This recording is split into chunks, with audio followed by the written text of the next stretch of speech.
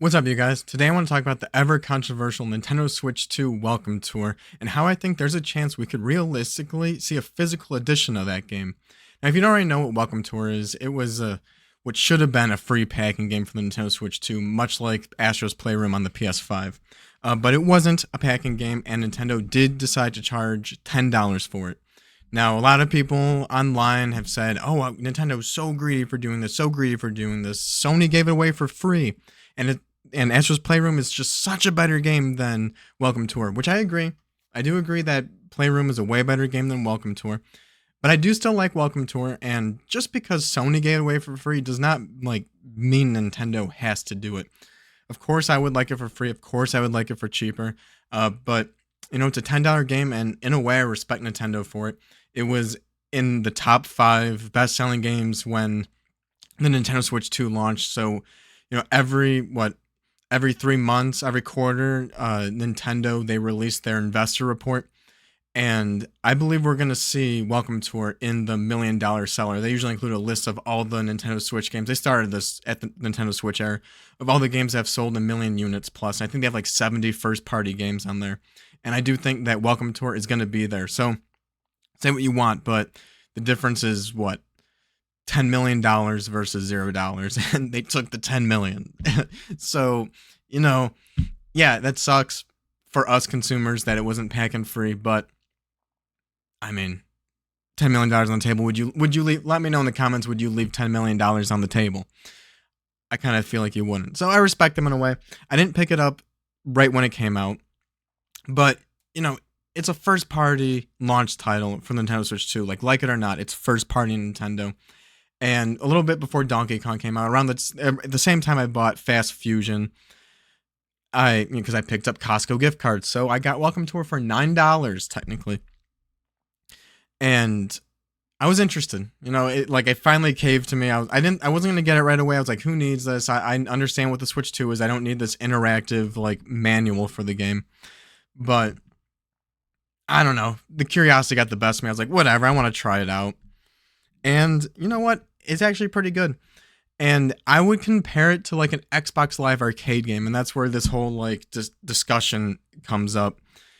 Because Nintendo's pushing $80 games now with Mario Kart World. I'm really surprised Donkey Kong Bonanza is only $70, but we have the Switch 2 editions of the Zelda games at $80, or at least Tears of the Kingdom. I believe Breath of the Wild is $70.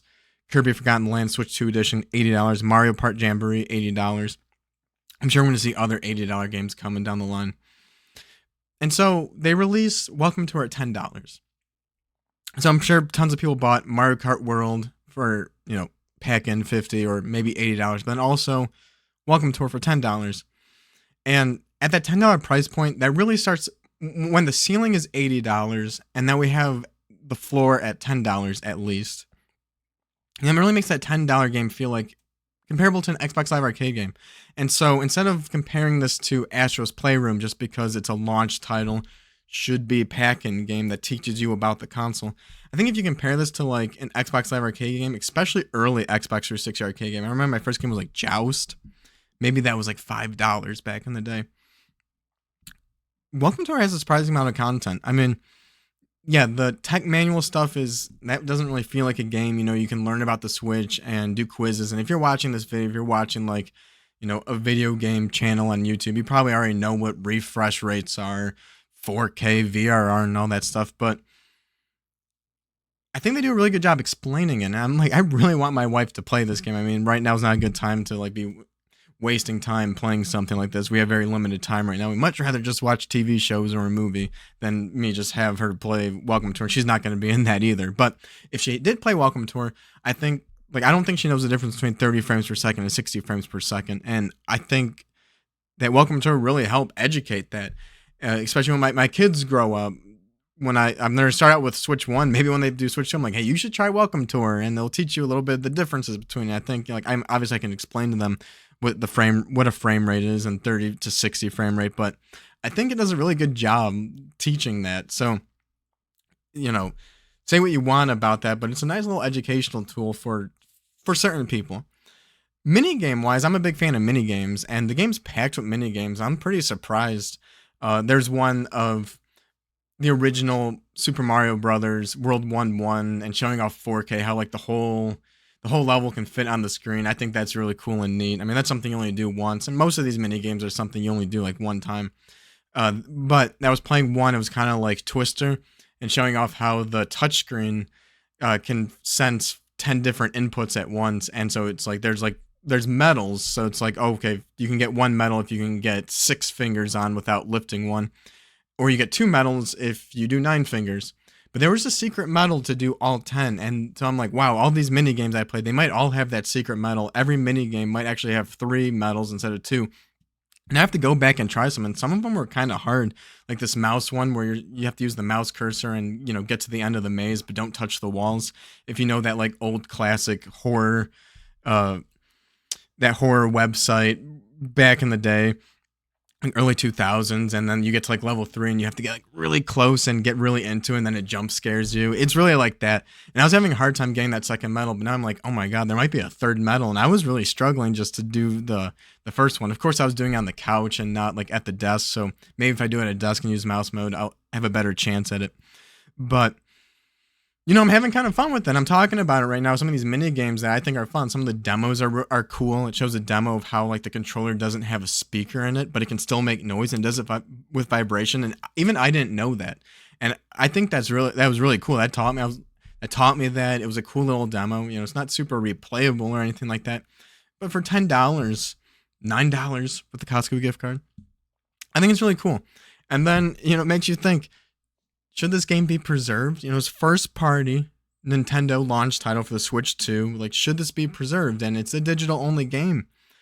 And I think that with the ceiling of games becoming $80 and this game's $10, and Nintendo's making this other push for more games at various price points. We have that wheelchair basketball game coming out very soon. And that game I think looks fun. I think it looks cool. I know there's some talk about it not being creative enough because all the assets look bland, but like mechanically, a 2 mouse game, I think that's really creative. I can't wait to try it out. And that's priced at $20. That's the perfect price point for the game. I really thought it might have been $40. Like that was my hopeful, like at least $40. It's being priced at $20. I think that's great.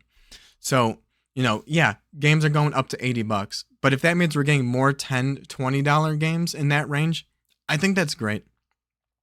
And it makes you think, back in the 360 arcade days, could Nintendo release a physical copy of these smaller games, a compilation of them in one package? Nintendo Switch 2 Welcome Tour, the wheelchair basketball game, what is it called? Dragon Drive. And then, maybe Splatoon Raiders. That looks like that's going to be another digital only small game. So these digital only games that are smaller could down the line not only, I'm sure they'll package these games with like the holiday bundle, next year. So this year we have Pokemon ZA bundle. We had the Mario Kart bundle earlier. Maybe next Christmas it's Mario Kart World plus Welcome Tour bundled. But could we see physical copies of compilations of multiple of these smaller arcade games on Switch into one package? Because they did that back in the 360 day where they had like 3 arcade games onto one package. And if Welcome Tour is already a million copy seller, which I'm pretty sure we're gonna see that at least 1 million units, which means at least $10 million. If they release a compilation of these smaller games, I think collectors will pick it up easily. I would probably pick it up for the novelty of it. Take Welcome Tour, Wheelchair Basketball, and Splatoon Raiders. Just those 3 games. Put a physical copy all on the cart. $50. Yeah, I think that would sell. And maybe that would sell 1 million copies. Even if it doesn't, the games are already made. They're already there. They already made a lot of money. I think collectors would buy it up. And so let's just say 1 million. There's another 10 million right there with stuff they've already made and probably already sold. Like those collectors are going to double dip. And by then, every year there's a new batch of kids growing up that are introduced into video games for the first time. Every year there's a new audience of people getting in. That's how they're able to sell Switches every year. And, who weren't around at the time of the Welcome Tour, maybe they forgot about it. It's buried on the eShop. No one's just like looking for it. There's going to be that impulse buy of seeing it at the store shelves. And I think that'd be really cool for preservation of these smaller titles as they continue to expand the $10 and $20 price point. They're not going to put Welcome Tour for $10 physically on the store shelves.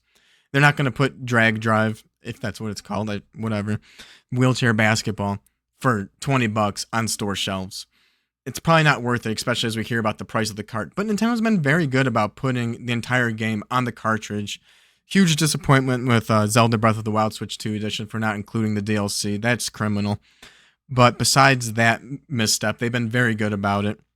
And they've been open that they're going to continue to put full games on the carts. And so this would, as the generation goes on, and we get more and more of these smaller titles, which I hope happens. I hope we get plenty of $10 and $20 price point games, especially if we're going to be pushing a lot of $80 games. It'd be really cool to see these preserved, both from a collector standpoint, a preservation standpoint, just to get these full-on cart compilations. I think that'd be a very novel collector item. Maybe they call it like Volume 1, Volume 2, something like that. DLC like packs or whatever you want to call it. DLCs, I guess it is downloadable content in a way. But yeah, to have it physical, yeah, I think it'd be really cool.